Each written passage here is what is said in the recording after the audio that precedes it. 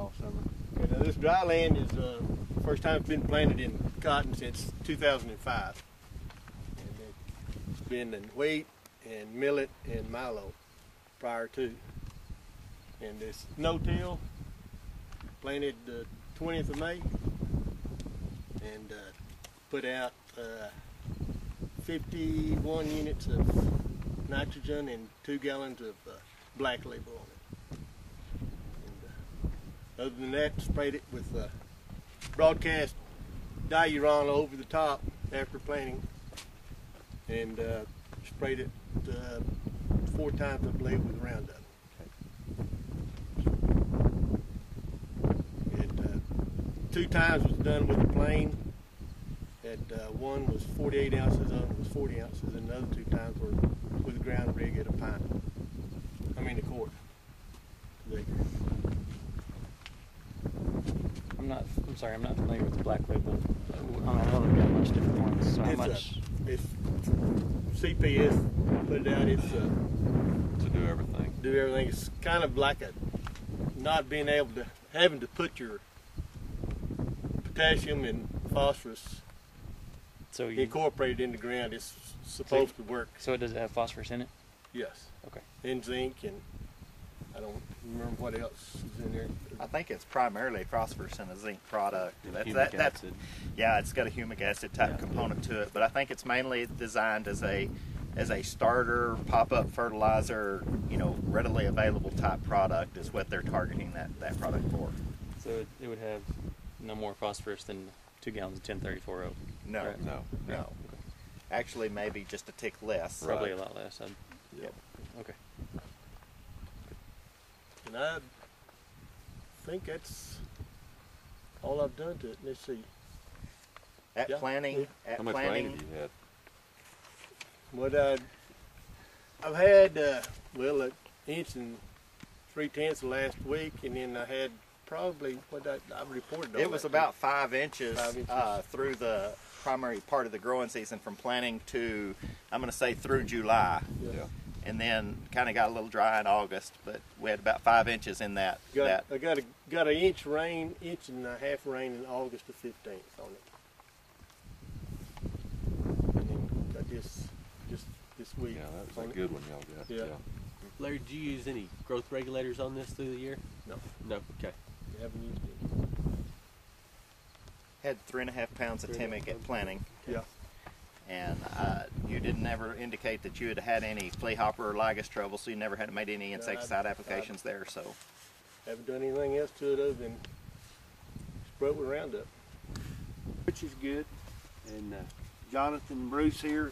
This is Croplan. They're kind of a new player in the cotton deal. So tell us about the 1001. Okay, so this is our new Croplan experimental. We don't really have a number picked out for it yet, so we're just calling it 1001 right now. And its primary area of adaptation is specifically north and west of Lubbock, in areas where you need great seed quality, where you have cool soils. We don't have always the best weather for getting the cotton up. So we got a big seeded, real vigorous seeded germinating cotton. It starts fruiting really early on the 5th node, so it was probably one of the very first things out of the ground, and then probably one of the first things with the bloom on it. And therefore you're going to see it's got 2 or 3 open bolls per plant. It's coming open really well. We're still trying to figure out how well it'll move out of this area, and it's got a little bit of indeterminants. It'll respond to picks really well, but it can get growthy if you got some heavy fertility and heavy water, but it just takes a low rate of stands or picks, and it'll manage it really well. So we're seeing how well it'll do down at Midland and whatnot, where they don't have the heavy water, heavy fertility, but it really fits well in this area.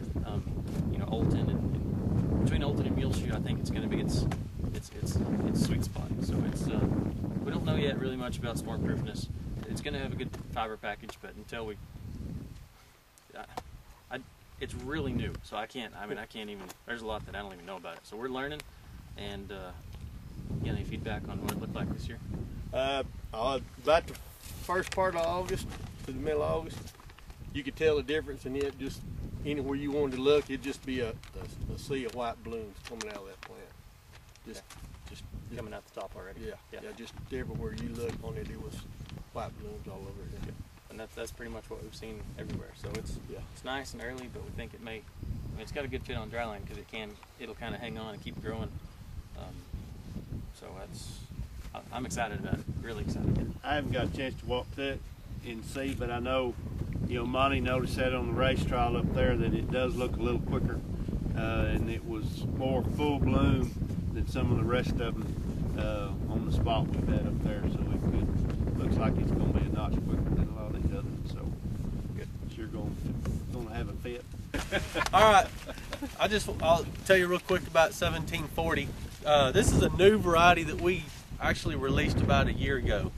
It was pretty limited this last year, or year before last year was pretty limited. This year we had a pretty good supply of it. The thing about it is 1740 has a really good fit across a real wide area. This variety fits from here all the way south to San Angelo, back to the Blacklands, all the way over to the Boot Hill of Mississippi. And that's real rare for a FiberMax variety to fit that many areas. But this variety is a very, very good variety in a lot of different situations. I think it's going to be a very good dryland variety for us. It's a little bit longer season than 9063 is, or 9180, either one. Little bit bushy type plant, loads up good. The one thing about this variety is it's got great yield potential. The fiber package is pretty good, but the staple is not going to run a 39 or 40 staple like you normally see with the 9180, 9063, or even the 9170s. But don't be scared of that, because it's still going to run a 36, 37 staple. So it's got plenty of good staple length. It's just not that extremely real long staple like what we see out of FiberMax varieties typically. This variety was bred up in the Mid-South, and with that said, it's pretty good on vert, but I will say we've got better varieties for vert if you got a vert field. But this variety's going to be good on drip, or irrigated, or light water. I think this is going to be a sleeper variety for us, so I think it's going to have a good fit though in a lot of different areas. Any questions on 1740? So when is the last planting date you recommend on the 1740? Well, it don't look too bad for May 20th. May 20th? You know? Okay. I mean, Well, I just wonder if it was might be getting close to the borderline of when you would. It's longer season. Yeah. it's not that much longer. Not I that mean, much longer. if you look at 9063, 9180, 1740, 9170, all of those varieties are going to be pretty close within a week and a half of each other. We say one's a mid, one's a full, or a mid-season, one's an early season. And it really depends on what kind of conditions we get, because I'll be real honest, 9180 this year does not look like 9180 did last year. 9180, if you give it water and give it fertilizer, I mean, it's going to be a horse. But if it doesn't have the water, it is a little more determinate, and it's going to shut down on you. That's why I really don't like 9180 on light water or dryland situations. I'd rather see a 1740, a 9063, or 9160, or 9170 in those situations, because they tend to hold on a little bit longer. Now, if you got pretty good water under a pivot or under a drip, I think 9180 is a very, very good variety for us, especially as we move north of Lubbock and west of Lubbock, and our growing season gets so much shorter. We saw some really bad some mite problems last year with quality, and so I really think we have got to really, with these picker varieties, really manage these varieties for earliness out here. I think that's going to be key for us, going forward with these longer season varieties. If we can get them in early, manage them for earliness, then I think it'll help us with our mite issues at the end of the year. And a good September doesn't hurt at all either. Epic in a few trials, but on the race trial, this is exactly what we've got in the race trial. Just some extra seed, but the seed companies put in that particular race trial, they decide what they want to put in, and they put in Apex this time, and it's another picker, and it looks like it's going to do pretty well. And I'm kind of hoping just because it's a local company, we like to kind of keep them around. We've had trouble with Altex north of St. Hills. I'll just say it, you know, the 20 years I've been here, you know, it's just tough for them to get in that top end with any of their varieties. But, you know, I know a lot of guys around here, and you jump over to Maple in that area, plant some Altex and get along with it. So kind of be curious to see what this Apex does this time. Doesn't look quite as, I know last year that Epic could get away from you as far as growthiness, and doesn't look like this kind of got away from what the rest of them done. So be curious to see what this winds up. And this Phytogen 367, we had I believe 375 last year in the race trial, so this is kind of a new one with the Phytogen bunch kind of coming back.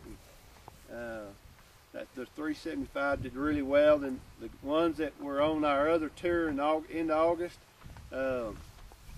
we've got a complete Phytogen trial with Marshall Pools, and got just 367 and 75, and there's like 4 of them, I think.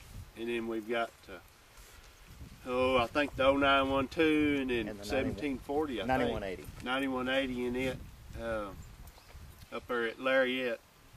So we'll kind of see. They're kind of new players up here anyway, the Phytogen group. So, one thing about verticillium wilt, if you've got the inoculum in the field and the temperature cools off a little bit, the more you water it, the worse it's going to get. You know, it's just, you're creating an environment that is just perfect for that pathogen to explode in. So it's one of those situations where if you've got that problem and it starts showing up, you may want to manage your water. And I know it's very difficult, especially in limited irrigation. You know, I can't afford to cut back because I know when it gets hot, I'm going to get behind. But you're going to have to make some of those really tough choices. And, you know, the bad thing is that we'd like to be able to go out there and say, okay, if you water on here and if it gets this hot, it'll do this. But you need a crystal ball to know what's going to happen next month to be able to make that determination, to hit it right. So it's going to be very difficult disease to manage. But under situation, if you're still doing some cultivating, you know, if you got cool wet weather and you run a cultivator through there, you're just going to light it up even more, because any root injury, you're basically opening up a site on that root for that fungal pathogen to enter. And once it gets in there and it translocates through the plant, basically what it does is it starts stopping up that vascular tissue in the plant and turns off the water to the upper canopy, so it can't translocate the nutrients and the moisture up to the top of the plant to keep it cool, so then it starts defoliating the plant. Anything else? Curtis, you got anything? Oh, you're welcome to walk through it.